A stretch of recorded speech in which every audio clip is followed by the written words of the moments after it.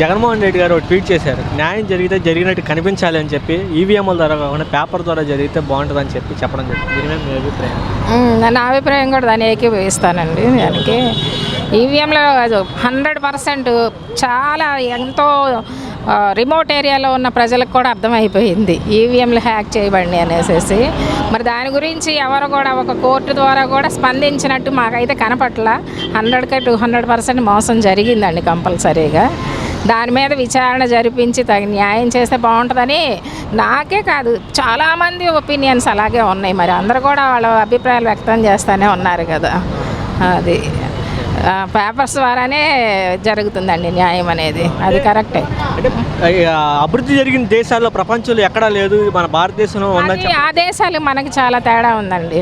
మన న్యాయ వ్యవస్థ అంటే న్యాయ వ్యవస్థని అనొచ్చో అనకూడదో మరి, అయితే జరుగుతుంది అంటే ఎంతకన్నా డబ్బుకి న్యాయం అమ్ముడుపోతుంది చెప్పాలంటే. మరి ఇతర దేశాల్లో అలా లేదు కదా. అక్కడ చాలా పక్కాగా రూల్స్ అండ్ రెగ్యులేషన్స్ బాగా పాటిస్తున్నారు.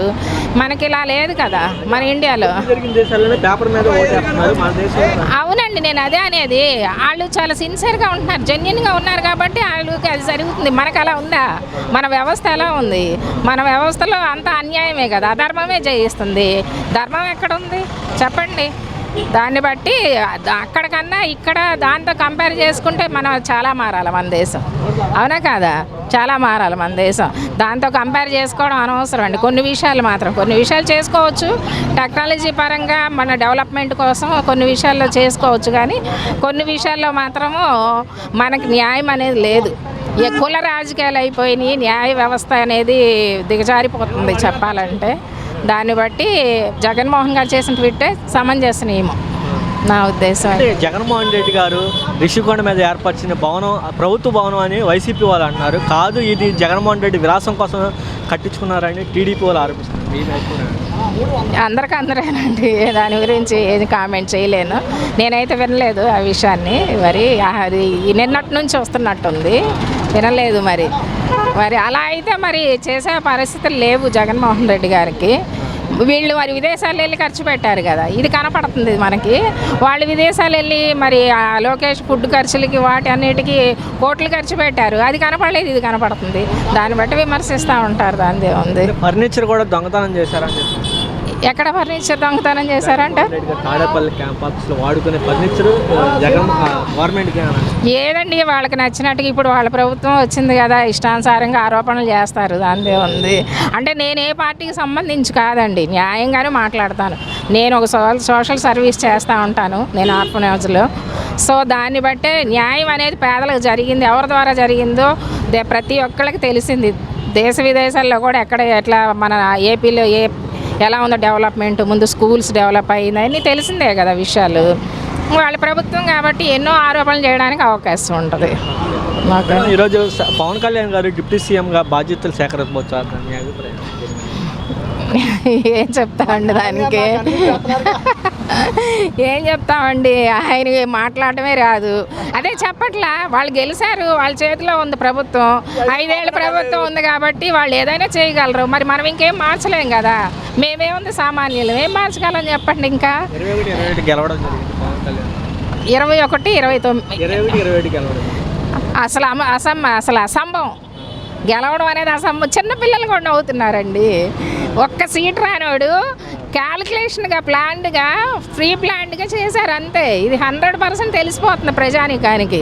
సామాన్యులకి చేతిలో ఇంటర్నెట్ ఉంది, ప్రతి ఒక్కళ్ళ చేతిలో ఫోన్ ఉంది, ప్రతి ఒక్కళ్ళకి కూడా ఒక చదువు లేని వాళ్ళకి ఒక అవేర్నెస్ ఉంది ఇప్పుడు ఈ రోజుల్లో.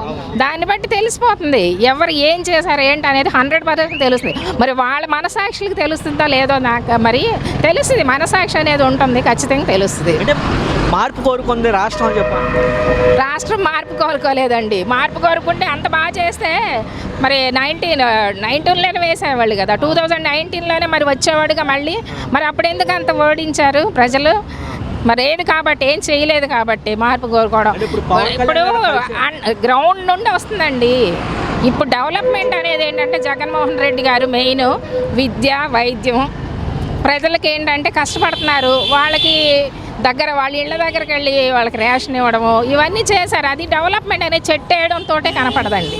చెట్టు అయితే విత్తనం వేస్తాము, కొంతకాలానికి దాని ఫలాలు తెలుస్తాయి.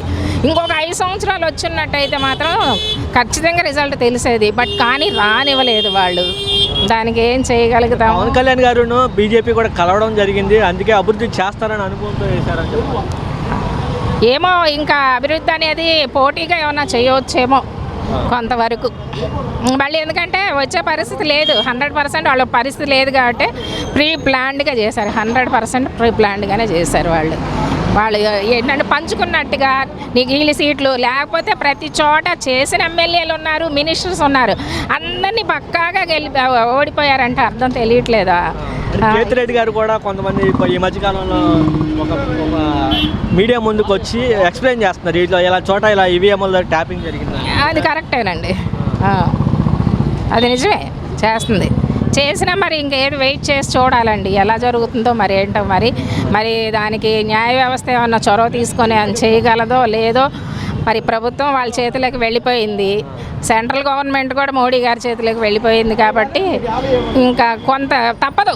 ఈ 5 years ఏం జరిగినా ప్రజలు చూస్తూ భరించాల్సిందే, అది నా అభిప్రాయం.